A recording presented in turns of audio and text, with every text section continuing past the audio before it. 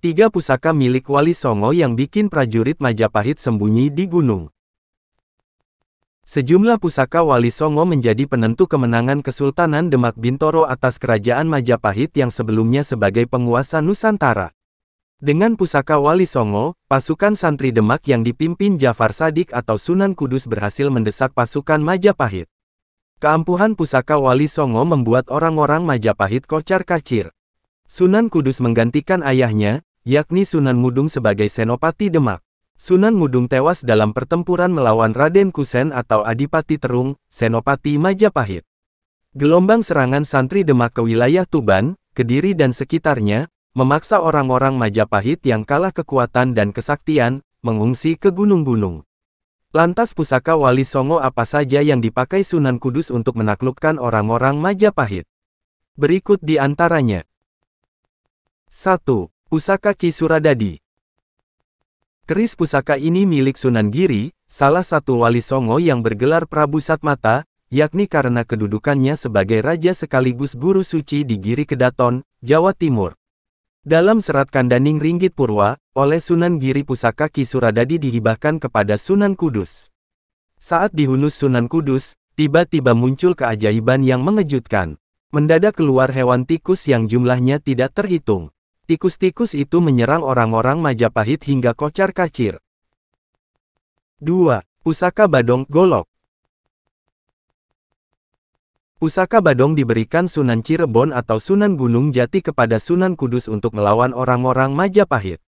Sunan Gunung Jati atau Syarif Hidayatullah merupakan salah satu Wali Songo yang menurunkan Sultan-Sultan Banten dan Cirebon. Dalam pertempuran sengit, Sunan Kudus mencabut pusaka Badong dari sarungnya. Apa yang terjadi? Entah dari mana datangnya, tiba-tiba muncul lebah yang langsung menyerang pasukan Majapahit. Sengatan lebah yang jumlahnya tak terhitung itu membuat orang-orang Majapahit lari tunggang langgang. 3. Pusaka Peti dari Palembang. Pusaka berbentuk peti itu diberikan Adipati Palembang Arya Damar kepada Sunan Kudus, yakni putra Raja Majapahit Prabu Brawijaya yang memeluk Islam. Arya Damar memang bukan Wali Songo, namun dirinya yang pertama kali menerima Raden Rahmat atau Sunan Ampel saat pertama kali menjejakkan kaki di Nusantara. Dalam peperangan antara Demak dan Majapahit, Sunan Kudus membawa pusaka berbentuk peti itu ke medan laga. Saat dalam situasi terjepit, dibukanya tutup peti. Apa yang terjadi? Hujan angin bercampur badai besar tiba-tiba menerjang Majapahit. Badai menimbulkan suara gemuruh yang membuat orang-orang Majapahit ketakutan. Dari dalam pusaka peti Arya Damar, konon juga muncul pasukan siluman yang langsung menyerang orang-orang Majapahit. Dalam peperangan yang dipimpin Sunan Kudus itu, Demak memperoleh kemenangan besar. Pusaka-pusaka Majapahit disita dan ditempatkan selama 40 hari di Giri Kedaton. Setelah itu oleh pasukan santri yang dipimpin Sunan Kudus, semua pusaka kerajaan Majapahit diangkut ke Demak. Naskah Tedak Pusponegaran dan Literatur of Java tahun 1967 sampai tahun 1980 menulis, orang-orang Majapahit yang terpukul mundur oleh santri Demak, sempat bertahan di Sengguru, Malang, Jawa Timur. Namun hal itu tidak berlangsung lama.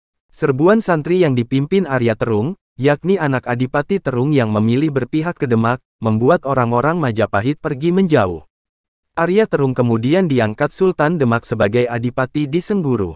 Sedangkan adiknya, Arya Balitar diangkat menjadi Adipati Blitar. Sengguru, Malang Selatan, dan Blitar dinyatakan berada di bawah kekuasaan Kesultanan Demak.